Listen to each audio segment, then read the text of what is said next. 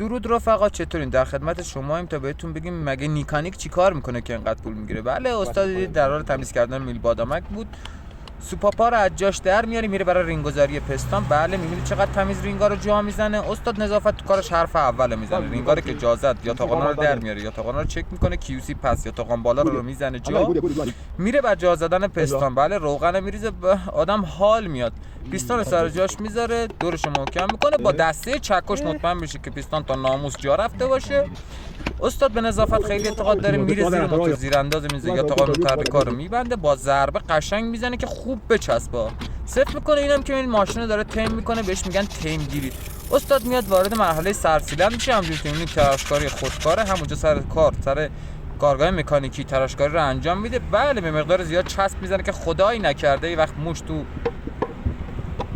کارتل نره، پیچای کارتل رو صفر میکنه. استاد میاد بالا واشر سرسیلن در میاره، بله دوباره چربش میکنه. همونجوری که میبینید دل واشر قراره بندازه. چرا؟ چون تراشکاری خیلی حرفه‌ای انجام داره. سرسیلن رو بلند میکنه، یا علی سرسیلن سر جاش میذاره. استاد هیچ اعتقادی به آچار ترکمتر نداره. آچار ترکمتر یه اسم دیگه هم داره عامیانه، اگه هر کی میدونه تو کامنت ها بهم بگه. استاد مرتبا چسب موتور، فکر کنم موتور توییتایی چیزی باشه.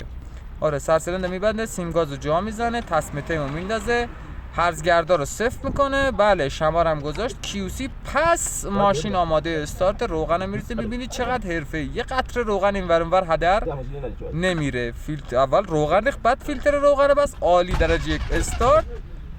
بله موتور روشن میشه، خدمت شما.